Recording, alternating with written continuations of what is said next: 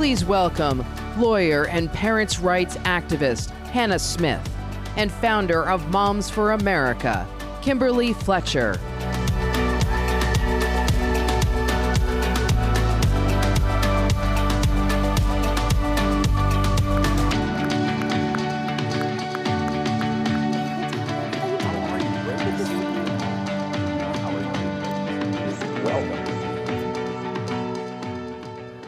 Ladies, so good to have you with us today, and I'm really looking forward to this conversation as really the battle for America, I believe, is happening in our public schools, where the radical left, they have turned our schools into indoctrination centers.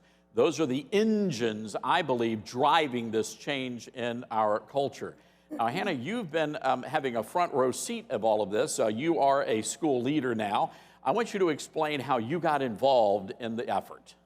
Well, thank you, first of all, for having me today. It's great to be back at CPAC, and thank you all for being here. I am from Southlake, Texas, and I am a school board member of Carroll ISD. Woohoo! You got some fans out there. And in the summer of 2020, our school board was voting on a plan called the Cultural Competence Action Plan. It was a 34-page document that sought to completely revamp our entire school district, our curriculum, our hiring practices, our teacher evaluations, our student clubs. Everything about our district would be changed in the vein of a very radical ideology. And there were people in the community that were shocked that this was happening. And so we banded together, we got organized, we started researching it, we did open records requests, we started showing up at school board meetings, and we got the message out that this was not consistent with our community's values. You see, I'm shocked because, you know, when I was a kid, God was making little boys and little girls, and now you have 78 different varieties. And here we live in a country now, Hannah, where they're banning Dr. Seuss, they're banning Little House on the Prairie, and they're giving kids books that would make the citizens of Sodom and Gomorrah blush.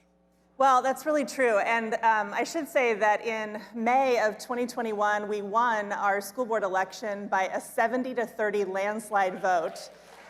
And since then, I've been on the board for about a year and a half, and we've been able to slowly but surely bring the board back in line with the parents and what the community's values are.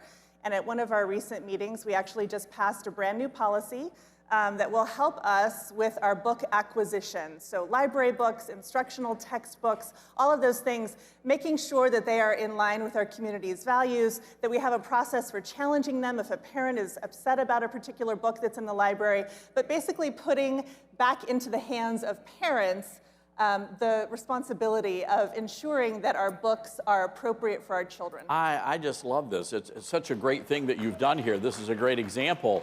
And Kimberly, Moms for America, I can't think of a more awesome and fierce group of people, of patriots. I want you to explain to our CPAC friends what you guys are doing.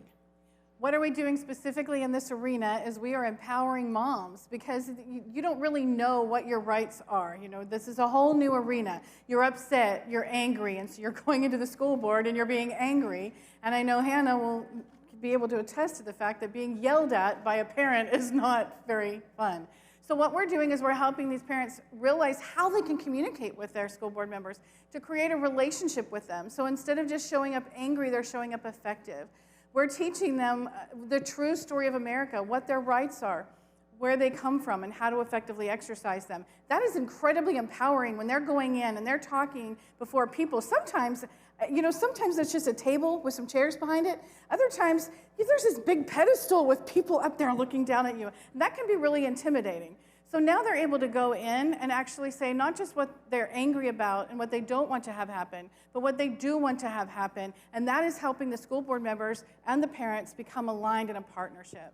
So a few days ago, Bobby Francis O'Rourke, the fake Mexican from Texas, and Kamala Harris, that inspirational wordsmith, the vice president, they both said basically the same thing, that parents really don't have a place in the classroom.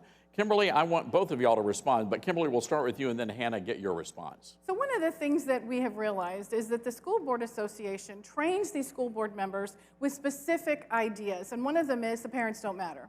We know better than the parents do. We're the experts, we're trained. And they teach these school board members this. They teach them not to go into the classroom, not to go into the schools. It makes them nervous. Don't shake the boat, you know, and you always agree. You can disagree behind the door, but when you come out in front of the public, you must agree. So we are actually helping school board members to realize the exact opposite, that parents' rights are fundamental and supreme, protected in the Constitution of the United States, and they are there to support us, not replace us or regulate us. Amen. And I would just add to that, if you go to the Texas Education Code, the very first pillar is that parents are partners with school districts in educating children. So parents are absolutely essential in the process of deciding what should our curriculum be, what should our textbooks be, what library books should be in our shelves. So I think it's really important that parents not feel like they just send their kids to school and they've done their responsibility, but that they really get engaged, really get involved, and really help pass meaningful policies that will guide the direction of your school district.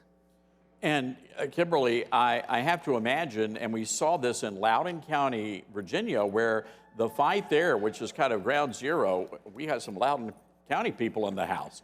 You know, it was like you had these, I just imagine these moms, and I'm from the South, so armed with cast iron skillets in one hand and Bibles in the other, going to take care of business down at the school board meeting. You know, it's not this angry thing. It's a very winsome argument, but it's also a responsibility that moms and dads have. We just can't turn the kids over to the schools anymore. No, if we do that, then what we're going to get is a lot of government children who think the government is the answer. There's a great quote. It says that if you send your children to Caesar schools, don't be surprised when they come home Romans. If you want your children to have your values, you need to instill those values. But there's also another great quote. There's that what a mother writes on their child's heart, the world cannot erase. So if we are countering what's happening in the school, if we are setting that foundation, there's nothing that's going outside the home that can't be countered, curtailed, or healed inside the home. So parents and children have got to align together, and they got to realize we're on the same team. And if you see something that's not right in school, you come and tell us. We'll fight the battles for you because they're intimidating our children. And then we will go to the school board and we'll fight for them and hopefully align together. And I think most school board members, when they realize that their parents are on the side, they're not alone, because they're also bullied and intimidated, Hannah can attest to that, then we're aligned together and we have a partnership instead of we're being separated. And I would just add, you don't have to run for school board to be effective. You can be part of the committees. There are a lot of district committees that actually make very substantive decisions and recommendations to the school board about very important policies. So sign up to be on those committees. Sign up to be on your PTOs. Be the eyes and ears of what's going on the ground in your schools, so you know and you can raise the red flag when there's something that needs attention. There's a lot of different ways that you can serve. You don't have to run for elected office to do it, but just raise your hand and get involved. And of course, one of the other issues when you do raise a red flag, you give us a call. Kimberly, you've been a guest regularly on my national radio show, noon to 3 Eastern, and that again amplifies what you guys are doing there locally, so other conservatives, other moms and dads, grandmas, grandpas can get involved and really come alongside and fight the good fight. I want to talk real quick in our final moments about critical race theory, which I believe is a lie from the pit of hell, because basically it's saying God made a mistake, and our God doesn't make mistakes. But the idea that they're dividing kids and turning them against each other, what are you guys doing about that, Kimberly? You know, they're starting with our children because it's a lot easier to do the divisions, to do the programming with our children. Every dictator that's ever lived knows if you start with the children, then you can own the future. So they're starting to divide us. I mean, you can see it. They're doing it to adults. They're doing it to our public right now, all through the United States. And divisions from, it's just colors and races and genders, and it's crazy. And when they run out of things to complain about, they create things to complain about. So it's so much easier to go to our children and start indoctrinating them on these ideas. And if you want to conquer a nation, you have to divide them first. So if you start with our children, the innocents, then they will jump into this idea. So what we're doing is we're teaching parents about the importance of teaching the story of America to their children, the true story of America. And if we can inspire the mothers of America and convert them to liberty, the nation will follow. They will teach their children and within their sphere of influence. So we're starting with the moms, they will go to the kids, and we will be able to turn this around in one generation. Yeah. Amazing. That's really true. And, you know, I'll just add, the main concern that I have with critical race theory is that it really turns on the head the American fundamental premise of colorblindness before the law. Like, our society is founded on the fact that everyone is equal before the law, that we don't see color when we are dispensing justice, when we are dispensing fairness. And so I think these principles of fundamental fairness really resonate with people, that critical race theory really attempts to look at color to make people equal. But the American dream and the American promise is that we don't look at color and everyone is already equal. It's also making our children very unhappy.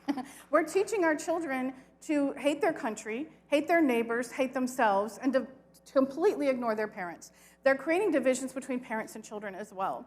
And so we need to take a more active role as parents to realize what our children are being exposed to. Be a partner with them in everything that they do. I'm not saying we need a mass exodus from school, although I don't think a mass exodus from public school is a bad idea at this point. But we need to fight for what we have at the same time.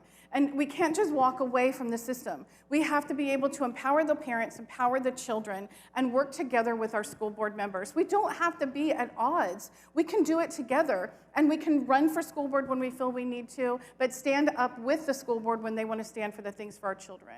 I think Ronald Reagan said that American exceptionalism doesn't start in the White House or in Washington, D.C. It actually starts around the dinner table. Right. And ultimately, that's what we've got to get back to, is the family. And moms and dads got to pay very close attention to what's happening in those classrooms.